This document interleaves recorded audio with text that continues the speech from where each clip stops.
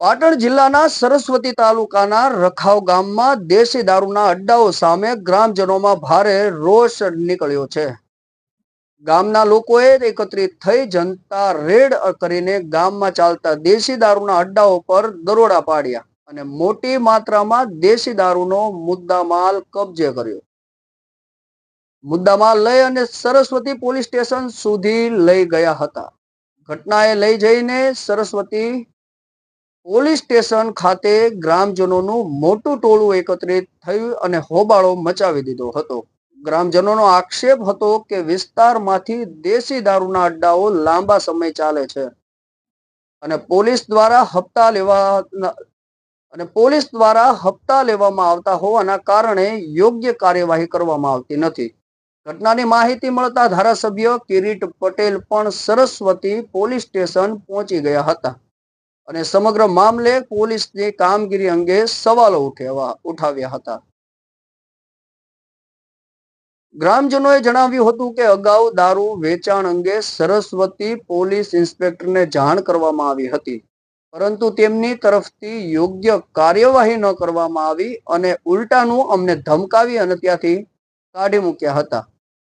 ધારાસભ્ય કિરીટ પટેલે જણાવ્યું હતું કે અગાઉ જ્યારે આ મુદ્દે પોલીસ ઇન્સ્પેક્ટર સાથે ટેલિફોનિક વાત કરવામાં આવી હતી ત્યારે તેમણે ગામમાં દારૂ વેચાતો નથી તેવો જવાબ આપ્યો હતો। જ્યારે ગામના લોકોએ ફરિયાદ કરતા પોલીસ દ્વારા ઉદ્ધતભર્યું વર્તન કરવામાં આવ્યું હતું અને તેને જવાબ આપવામાં આવી અને ત્યાં ગ્રામજનોને પોલીસ સ્ટેશનની બહાર તગેડી મૂકવામાં આવ્યા હતા, જેવો ગ્રામજનો આક્ષેપ કરી રહ્યા છે। આ ગામના લોકોને સમગ્ર મામલે જવાબદાર પોલીસ અધિકારી સામે કડક કાર્યવાહી કરવાની માંગ ઉઠવા પામી છે। શું છે સમગ્ર ઘટના, આવો જોઈએ આગળ વિડીયોમાં।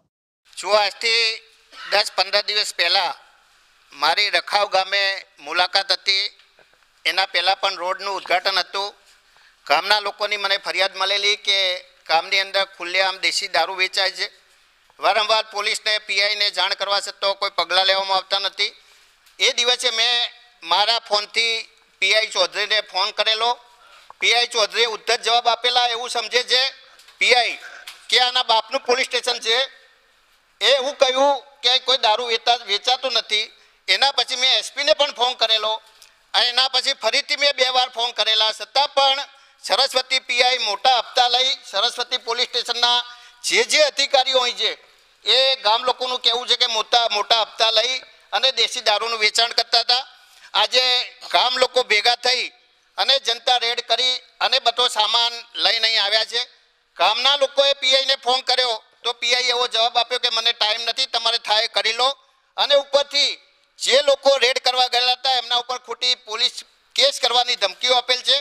વારંવાર રજૂઆત કરવા છતાં ધારાસભ્યની જો રજૂઆત ના સપાતા હોય તો આ પીઆઈને શું હવા હશે અથવા કેટલો હપ્તો મળતો હશે એની તપાસ કરવી જોઈએ। એના જે પણ જવાબદાર અધિકારી હોય એની સામે કાર્યવાહી થવી જોઈએ।